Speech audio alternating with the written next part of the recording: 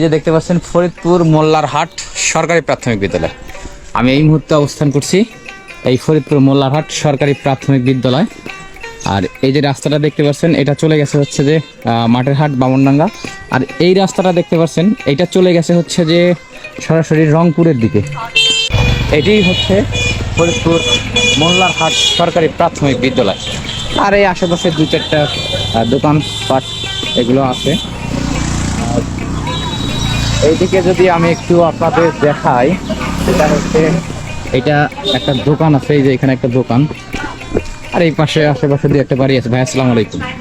এই যে গ্রামটার নাম কি?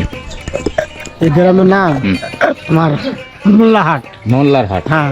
আচ্ছা ভালো কথা। এখন এই কাকা জিজ্ঞাসা করবো, কাকা তোর এই যে নামটা মোল্লারহাট কেঙ্গা করে আসলো কত ভাই? ফরিদপুর মোল্লারহাট। আর সেটাই মোল্লারহাট কেঙ্গা করে আসলো? এইখানে হাট আছিল, হাট তো আসলে, কিন্তু হাটের নাম আরো নাম হবে বললো হয় মোল্লা হয় মোল্লার হাট হলো। অবশ্য মোল্লা আছিল। হ্যাঁ, মোল্লার বাড়ির মোল্লারহাট। কোন মোল্লার বাড়ির মোল্লার হাট? মোল্লার বাড়ি কোনটা? ওইদিকে আসলো তো।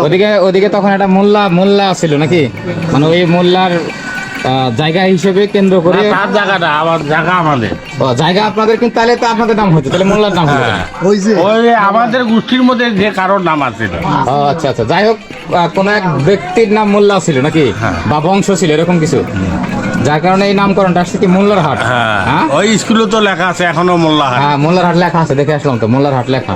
তো চলুন আমরা হচ্ছে যে এই যে মোল্লারহাট যে প্রাথমিক বিদ্যালয়টা আছে সেই বিদ্যালয়টা আপনাদের একটু পাখির চোখে দেখাই।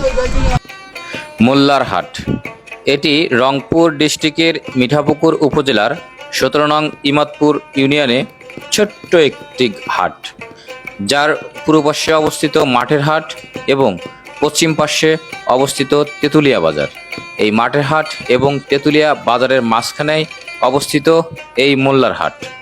এই মোল্লারহাটের চতুর্দিকে চমৎকার মনোমুগ্ধকর কিছু দৃশ্য আপনারা ভিডিওতে দেখতে পাচ্ছেন।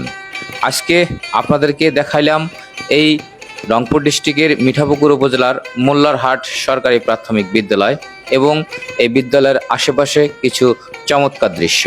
অবশ্যই ভিডিওটি ভালো লেগে থাকলে আপনারা আমার এই ফেসবুকের পেজটাকে ফলো করে দিবেন এবং আপনার আশেপাশের যদি গ্রাম হয়ে থাকে তো অবশ্যই ভিডিওটি শেয়ার করে আরও সবাইকে দেখার সুযোগ করে দেবেন। ভালো থাকবেন, সুস্থ থাকবেন। দেখা হবে আবার অন্য কোনো একদিন, অন্য কোনো এক জায়গায়। আপনাদের মাঝে আমি বিডি ওয়ান্ডারার আশিক। আল্লাহ হাফেজ, ভালো থাকবেন, সুস্থ থাকবেন। Bye bye.